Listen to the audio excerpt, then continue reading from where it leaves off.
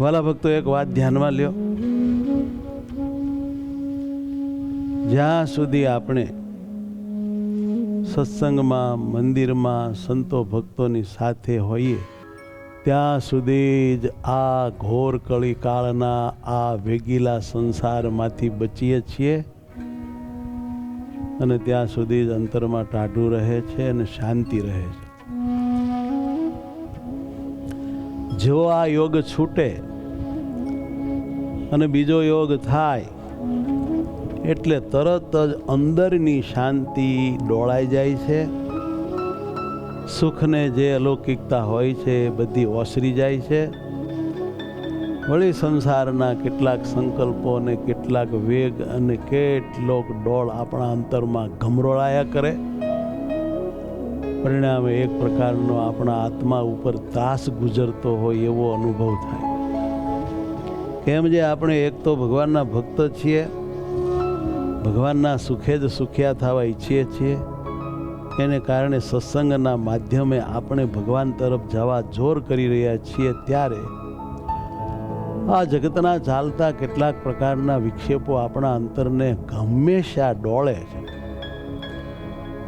મતલબ કે ભગવાનને આવા સંતો અને ભક્તો સિવાય, ધૂન કથા કીર્તન સિવાય ક્યાંય આત્માને શાંતિ મળે એવું નથી. ક્યાંય આ જીવ ઠરીઠામ થાય એમ નથી.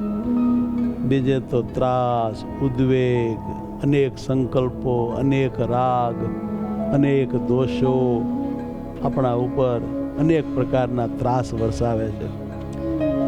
જ્યારે એવા ત્રાસમાંથી પલદો પલ આપણે આવા સુંદર માહોલમાં આવીએ છીએ ત્યારે જાણે કે પરમ શાંતિનો અનુભવ થાય છે. જેમ કે કોઈ વ્યક્તિને બહુ તાપ લાગ્યો હોય, પછી શીતળ શાંત પાણીના ધરામાં સ્નાન કરવા પડે અને એને તમામ શરીરે ઠંડક થાય. કાં તો બહુ બહાર તડકા ગામમાંથી કોઈ વ્યક્તિ આવે અને ફૂલ ઠંડી એસી રૂમમાં બેસે ને એને જેમ રોમે રોમ ટાઢક થાય, એમ આપણે આ સંસાર સળગે છે એમાંથી ભટકતા જ્યાં ત્યાં કેટલાક પ્રકારના વિક્ષેપોથી વિક્ષિપ્ત થઈને આ સત્સંગમાં જ્યારે આવીએ ત્યારે રોમે રોમ ટાઢું થાય. એવો ભગવાન સ્વામિનારાયણે અવની ઉપર આવીને સત્સંગ સ્થાપ્યો છે.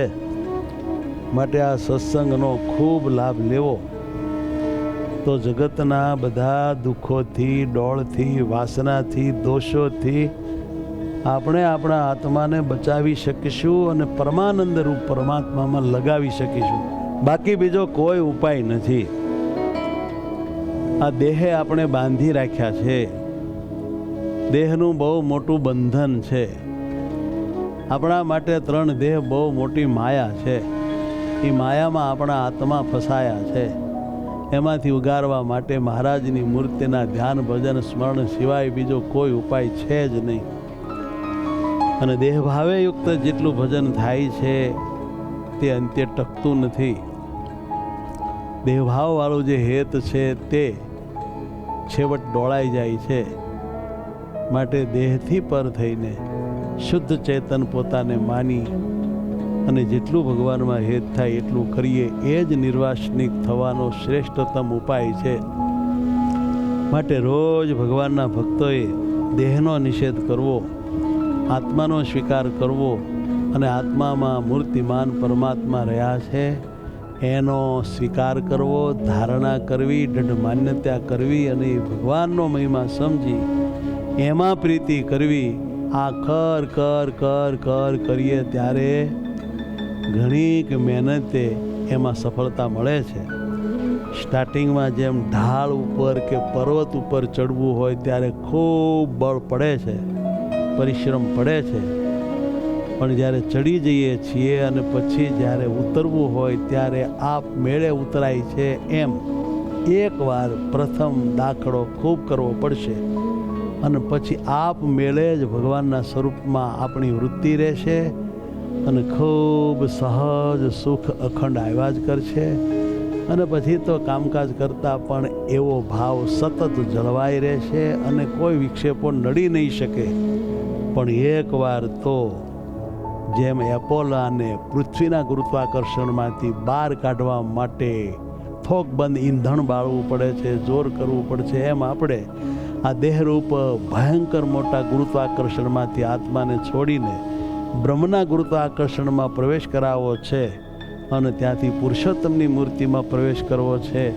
તો એકવાર આ માયાના ગુરુત્વાકર્ષણમાંથી બહાર નીકળવા માટે માયાનો ખૂબ નિષેધ કરવો, ખૂબ નિષેધ કરવો કે આ દેહ ઇન્દ્રિયો અંધકરણ તણ શરીર અવસ્થા કાંઈ મારામાં છે જ નહીં. હું તો શુદ્ધ ચૈતન્ય ચિદાકાશ છું. મારે વિશે તો મુક્તોએ સહિત મહારાજ બિરાજા છે, બીજું કાંઈ નથી. આ મહારાજ મારો આત્મા, મારા સગા, મારો આકાર, મારું સુખ, સર્વસ્વ છે. એવો ખૂબ વિચાર, વારંવાર વિચાર રિપીટેશન કર્યા જ કરીએ તો આ માર્ગમાં સફળતા જરૂર પ્રાપ્ત થાય છે. પણ થોડે દાખલે થાય એવું આ કામ નથી. સમય ફાળવીને બેસીને કે હાલતા ચાલતા આનું આ ચિંતન મનન ચાલુ રાખે એ જરૂર માયાના ગુરુત્વાકર્ષણમાંથી નીકળી જાય અને પરબ્રહ્મ પુરુષોત્તમના ગુરુત્વાકર્ષણમાં પ્રવેશ કરે કે જ્યાં કેવળ આનંદ, આનંદ ને આનંદ છે. ચાલો આપણે અભ્યાસ કરીએ.